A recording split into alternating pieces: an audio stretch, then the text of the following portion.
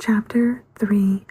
The Shell and the Spark. The path to the mound was quiet that day. Even the birds kept their voices low, as if the air itself was holding its breath. Sula's feet followed the familiar trail, her thoughts moving faster than her steps. She had walked this way more times than she could count.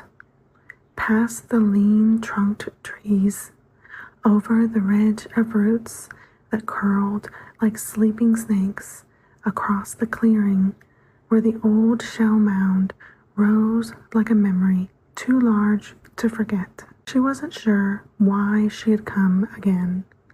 There was no task assigned, no errand from Luma, just a feeling tugging behind her ribs, soft and certain. The mound greeted her as always, its slopes overgrown but patient. She knelt near its base and pressed her hands into the sandy soil. Nothing new, nothing strange, but then something caught her eye. Half hidden beneath a fern's fronds, just at the edge of the slope, was the curve of a shell. Not white and broken like the food remains scattered here, but a deeper color, weathered, smooth, and carved. Her breath hitched.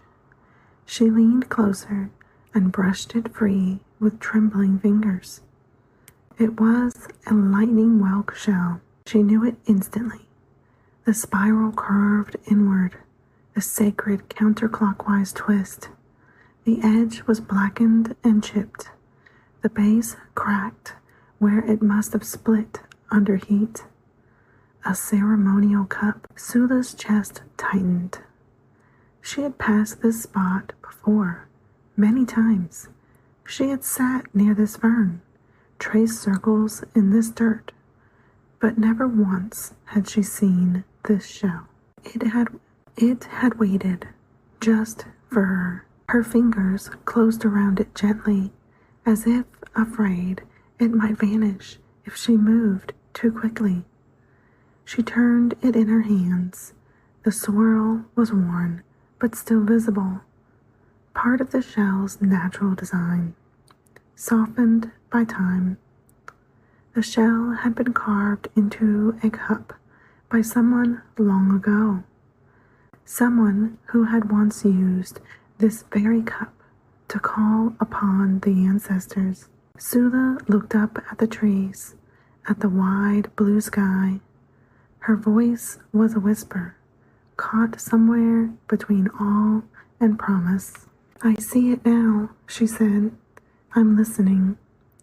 She cradled the shell in both hands and turned towards home. The cup revisited. The sun was beginning to lower when Sula slipped back into the work shelter, the light stretching long and golden across the floor. Luma was still away, trading fire-kilned bowls for smoked meat and cord-wrapped baskets with a neighboring family. Sula's heart beat louder than her footsteps.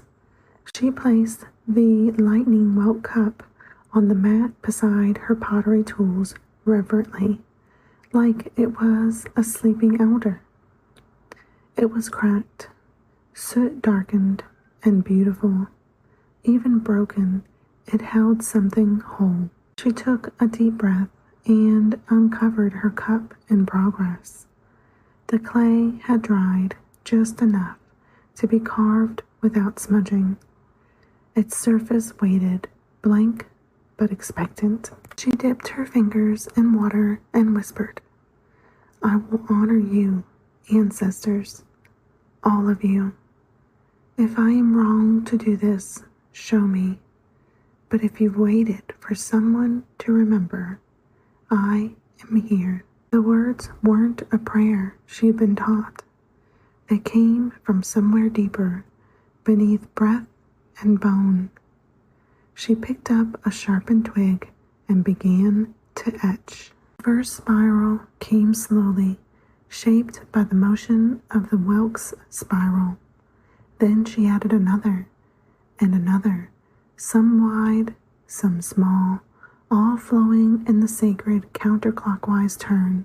Between the spirals, she carved the familiar linear lines Luma had taught her, patterns of water, wind, and weaving. She wasn't replacing tradition. She was wrapping it in something older, something newly returned. The cup was no longer just hers. It belonged to the memory of the shell, the echo of the dance, the whisper of stories. When the carving was done, she sat back, brushing clay dust from her lap. Her fingers tingled, and a strange stillness settled over her chest. And that was when she heard Luma's footsteps behind her. Sula froze. She didn't turn, she didn't speak. She felt the shift in the air as her great aunt stepped closer, heard the soft intake of her breath as Luma's eyes fell on the cup. There was no scolding, no sharp question, just silence, long enough to make the back of Sula's neck prickle. Then Luma walked past her, slowly, and began gathering herbs near the fire pit, humming a low tune under her breath. She had seen. She had said nothing. And somehow that was worse. Sula stared at the cup, her breath shallow. She didn't know if she had just crossed a boundary or stepped into something bigger than either of them. A dream. That night, the fire burned low, and the stars blinked like distant eyes in the sky. Sula curled beneath a woven blanket of moss and cattail fibers, her hand still tingling from the carving. The cup sat nearby, turned upside down to protect the fresh lines from the night air. Luma had said nothing more. She had worked quietly, sung softly, and gone to sleep without mention of the swirls. But Sula couldn't rest. When sleep finally took her, it came like falling into water, slow, silent, deep. She found herself standing in a wide open field, though she knew no field like this in waking life. The grasses shimmered like silver threads. The moon was large and round and low. In the distance, a circle of figures danced, not with feet, but with light. Each one held a cup in their hands.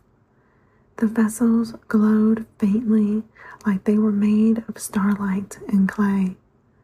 Some bore lines, some bore swirls, some held both. Dancers moved in spirals, outward, inward, again and again. And in the center of the spiral stood a young woman. It was her. Not exactly as she was, but older, stronger, eyes bright with understanding. She held a cup of her own, and it shimmered with the same swirl patterns had carved just hours before. As she turned it in her hands, light spilled from it, not firelight, but something gentler, something that remembered. Sula stepped closer, or maybe she simply became the girl in the center.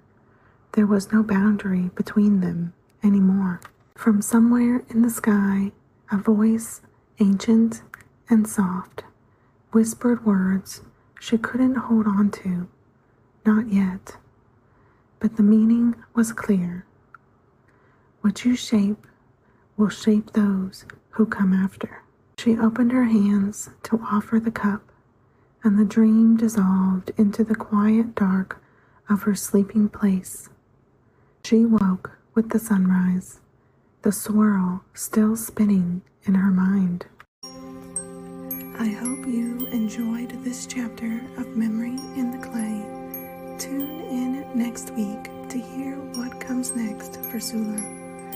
To purchase the printed book or explore the digital edition and teacher resources, check the description below. Until next time, may your hands remember what your heart already knows.